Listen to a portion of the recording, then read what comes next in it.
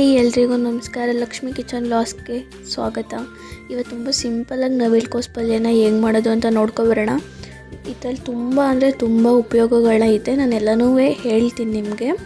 ಮೊದಲಿಗೆ ನಾನಿಲ್ಲಿ 3 ಗೆಡ್ಡೆಕೋಸನ್ನ ಸಿಪ್ಪೆ ಸುಲಿದು ಇಟ್ಕೊಂಡಿದ್ದೀನಿ. ಮತ್ತು ಬಿಸಿನೀರು ಇಟ್ಕೊಂಡಿದ್ದೆ. ಬಿಸಿನೀರು ಕಾಯ್ದ ಮೇಲೆ ಸ್ವಲ್ಪ ಮೀಡಿಯಮ್ ಸೈಜ್ಗೆ ಅದನ್ನ ಕಟ್ ಮಾಡಿಕೊಂಡು ಹಾಕ್ಕೊಳ್ಳಿ ಬಿಸಿನೀರಿಗೆ.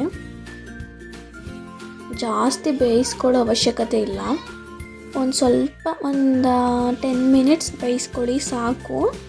ಸ್ವಲ್ಪ ಸಾಫ್ಟ್ ಆಗಲಿ ಅದು.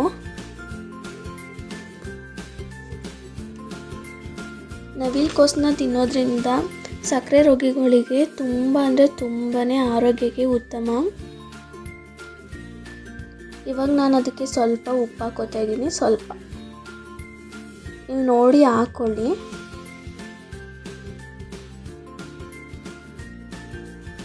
ನೋಡಿ ಇವಾಗ ಚೆನ್ನಾಗಿ ಬೇಯ್ತಿದೆ.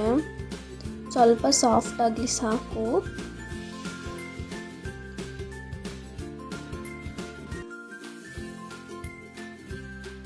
ಈಗ ಒಂದು ಪಾತ್ರೆಗೆ ಸ್ವಲ್ಪ ಎಣ್ಣೆ ಹಾಕೋತಾ ಇದ್ದೀನಿ.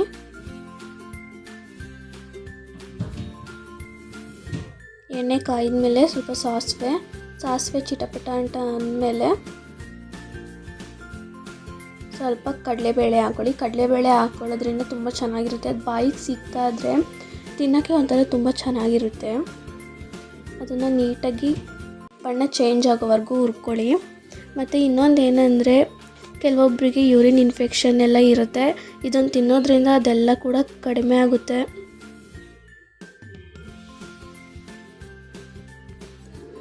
ಅದು ಸ್ವಲ್ಪ ಬಣ್ಣ ಚೇಂಜ್ ಆದಮೇಲೆ ನೋಡ್ಕೊಳ್ಳಿ.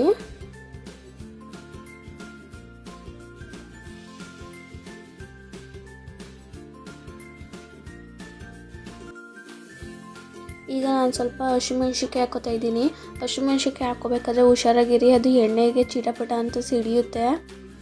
ಅದಾದಮೇಲೆ ಕರಿಬೇವು ಹಾಕೋತಾ ಇದ್ದೀನಿ.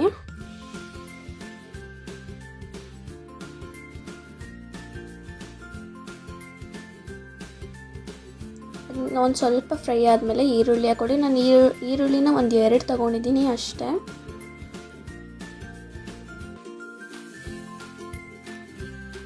ಈರುಳ್ಳಿ ಚೆನ್ನಾಗಿ ಫ್ರೈ ಆಗಲಿ. ಆಮೇಲೆ ಇನ್ನೊಂದು ಏನಂದರೆ ಇದರಲ್ಲಿ ವಿಟಮಿನ್ ಸಿ ಇರುತ್ತೆ. ಮತ್ತು ಇದನ್ನ ವೆಯ್ಟ್ ಲಾಸ್ ಮಾಡ್ಕೋಬೇಕು ಅಂತ ತುಂಬಾ ಕಷ್ಟಪಡ್ತಿರೋರು ಕೂಡ ಇದನ್ನ ತಿನ್ಬೋದು. ತುಂಬ ಆರೋಗ್ಯಕ್ಕೆ ಒಳ್ಳೆಯದಿದು. ಒಂದು ಸಲ ಎಲ್ಲರೂ ಟ್ರೈ ಮಾಡಿ ನೋಡಿ ಮನೇಲಿ. ನಂಗೆ ಕಮೆಂಟ್ ಮಾಡಿ ಹೇಗಿತ್ತು ಅಂತ.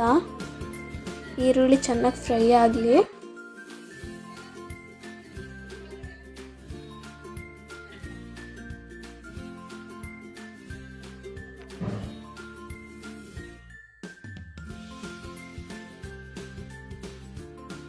ನೋಡ್ಕೊಳ್ಳಿ, ಅದು ಸ್ವಲ್ಪ ಬಣ್ಣ ಚೇಂಜ್ ಆಗಿ ಈರುಳ್ಳಿ ಸ್ವಲ್ಪ ಸಾಫ್ಟ್ ಆಗಲಿ.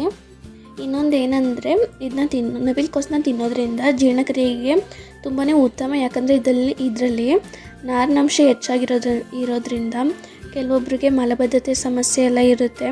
ಇದನ್ನು ತಿನ್ನೋದ್ರಿಂದ ಅದೆಲ್ಲ ನಿವಾರಣೆ ಆಗುತ್ತೆ. ತುಂಬ ಒಳ್ಳೆಯದು ಇದೆಲ್ಲ. ಇವಾಗ ನಾವು ಆವಾಗಲೇ ಬೇಯಿಸಿಟ್ಕೊಂಡಿದ್ವಲ್ಲ ನವಿಲುಕೋಸನ್ನ ಹಾಕೋತಾ ಇದ್ದೀನಿ. ನಾವು ಆಲ್ರೆಡಿ ಅದನ್ನು ಬಿಸಿನೀರಲ್ಲಿ ಬೇಯಿಸಿರ್ತೀವಿ. ಜಾಸ್ತಿ ಬೇಯಿಸೋದು ಬೇಡ, ಸ್ವಲ್ಪ ಬೇಯಿಸ್ಕೊಳ್ಳಿ. ಇವಾಗ ನಾನು ಸ್ವಲ್ಪ ಅರಿಶಿನ ಹಾಕೋತಾ ಇದ್ದೀನಿ. ಅರಿಶಿನ ಬೇಕು ಅಂದರೆ ಹಾಕ್ಕೊಳ್ಳಿ, ಇಲ್ಲಾಂದರೆ ಬೇಡ. ಅರಿಶಿನ ಹಾಕೊಳ್ಳೋದ್ರಿಂದ ಕಲರ್ಫುಲ್ಲಾಗಿ ತುಂಬ ಚೆನ್ನಾಗಿರುತ್ತೆ. ಆಮೇಲೆ ಸ್ವಲ್ಪ ಕಾಯಿ ತುರಿ ಹಾಕೋತಾ ಇದ್ದೀನಿ. ಉಪ್ಪನ್ನ ನೀವು ನೋಡ್ಕೊಂಡು ಹಾಕ್ಕೊಳ್ಳಿ. ನಾನಿಲ್ಲಿ ಉಪ್ಪು ಹಾಕಿಲ್ಲ, ಕರೆಕ್ಟಾಗಿದೆ. ನಿಮ್ಗೇನಾದ್ರು ಸಪ್ಪೆ ಅಂತ ಅನಿಸಿದ್ರೆ ಉಪ್ಪು ಹಾಕ್ಕೊಳ್ಳಿ. ನೋಡಿ ರೆಡಿ ಆಗೇ ಹೋಯಿತು. ಪಟ ಅಂತ ತುಂಬ ಸಿಂಪಲಾಗಿ ಮಾಡ್ಬೋದು. ತುಂಬ ಚೆನ್ನಾಗಿರುತ್ತೆ. ಒಂದ್ಸಲ ಎಲ್ಲರೂ ಟ್ರೈ ಮಾಡಿ. ಈಗ ಮೇಲೆ ಸ್ವಲ್ಪ ಕೊತ್ತಂಬರಿ ಸೊಪ್ಪು ಹಾಕೋತಾ ಇದ್ದೀನಿ.